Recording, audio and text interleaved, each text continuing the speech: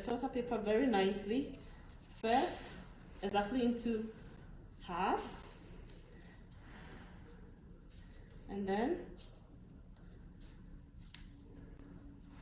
1/4, and then you continue folding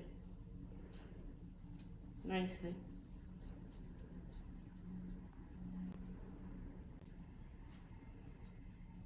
Okay, so I have folded my filter paper very nicely.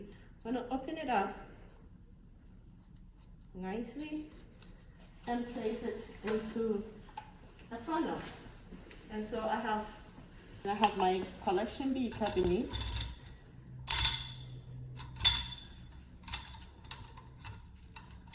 So what I'm going to do here is to insert the filter paper into the funnel, right?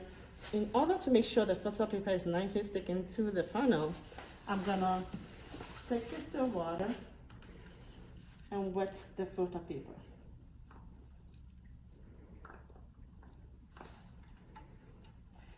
Like I said, how much water you use doesn't matter, doesn't affect the experiment in any way. So this is my beaker.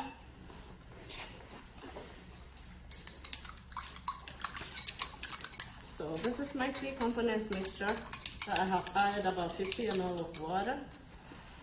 Okay, now my funnel is nicely wet and ready. I'm gonna set up a beaker here that will be for my whisk. So I'm gonna use the 600 millimeter beaker as my whisk container. So any whisk that's generated in it, I'm gonna put it in here. So as you can see, this is my beaker B, which I'm going to put underneath the filter paper. We need to get a little bit close down so that it doesn't splash. We don't get some samples splashing out. Okay, so I have my beaker B and I have my funnel set up ready to do the first step in my separation by filtration. So the process of you separating sample by using a filter paper, what we call filtration. So I'm gonna pour my sample. Make sure it goes directly into the filter paper. If a little too much weight. The aim of actually doing this part of the filtration is to separate the sodium chloride from the silicon dioxide and the calcium carbonate. As you remember, the calcium carbonate is a chalk, right, that we use to write on the whiteboard, blackboard, and the sand, which is the silicon dioxide, is a common sand that we know. We find it on the ground. So this will be what is coming out as our filtrate here. The liquid form here will be our sodium chloride, and we will have the sand and the calcium carbonate on the filter paper as our residue. Okay.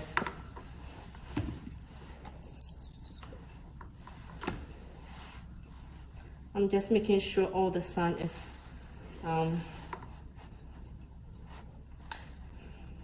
the filter paper. Nothing is left in the beaker.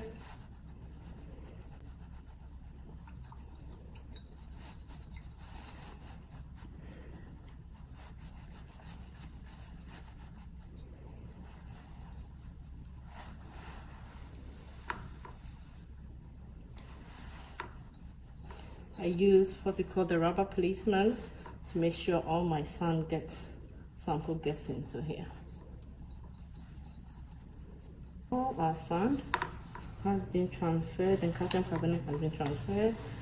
So we're gonna get our sodium chloride here and we wait for everything to drain down and we continue with the experiment. As you can see, our 3-component mixture, we've been able to separate the sodium chloride, which will be in our beaker B, mixed with water, as you can see from here. As you look in here, this is our residue on our filter paper, right? And the residue is gonna contain the calcium carbonate and the silicon dioxide, as you can see from here, right? So what we're gonna do is we want to get separate each component and get it in its original form, the dry form that we weighed. So we need to evaporate the water from the sodium chloride so that we get the sodium chloride in a solid form. And we need to find a way of separating these two mixtures, that's the calcium carbonate and the silicon dioxide, which is on the filter paper. So let's get going. So we're gonna put the beaker B on the hot plate. So beaker B, sodium chloride is gonna boil off. So we'll leave it.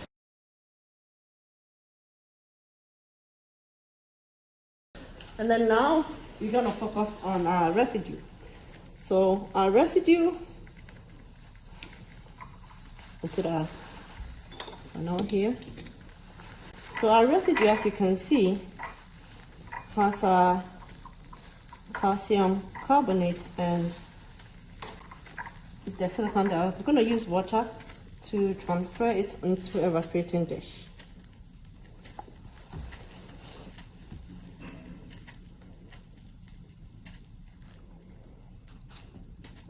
It doesn't matter how much water, but you have to be done to make sure that you are getting all the sample from the filter paper. You can use a rubber placement to help you to make sure all the samples are the sample is transferred.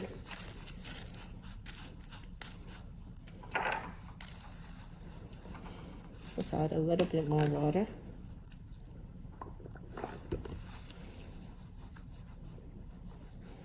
If you're not careful, the filter paper, since we're adding much water, can tear apart. So we have successfully transferred our sample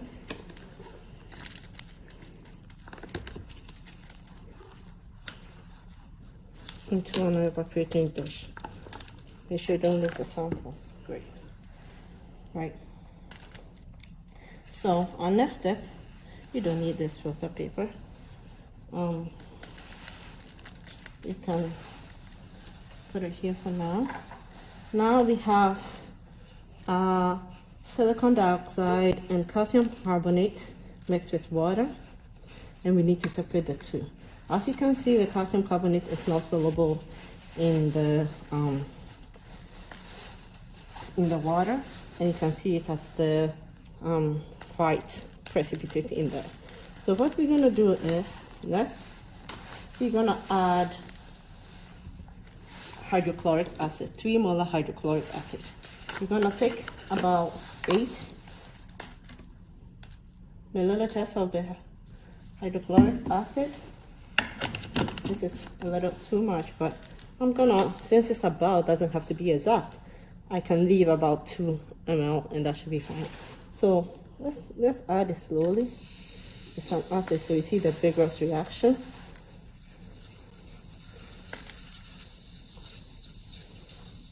Can add a little more to make sure all the calcium carbonate has reacted. And if all reacts, it's going to be clear solution with the sand. It won't be white precipitate anymore.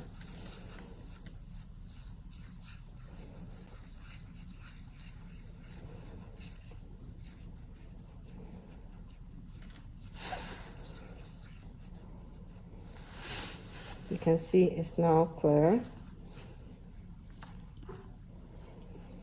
Our next step is we are going to do what we call decantation. We're going to decant the sample into, that is the supernatant, that's a clear liquid on top of the sand, which contains, now the calcium carbonate has been converted into calcium chloride. That's why you see this clear solution. So the clear solution is calcium chloride. We have changed the calcium carbonate to calcium chloride. So we're going to do a decantation by slowly just transferring the clear liquid only, not the sand, into beaker A. So let's get going.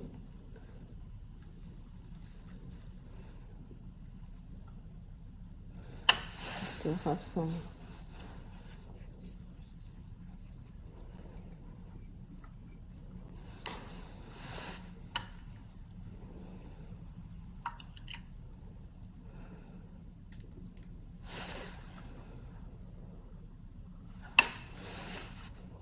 It's always good to rinse a little bit with Um,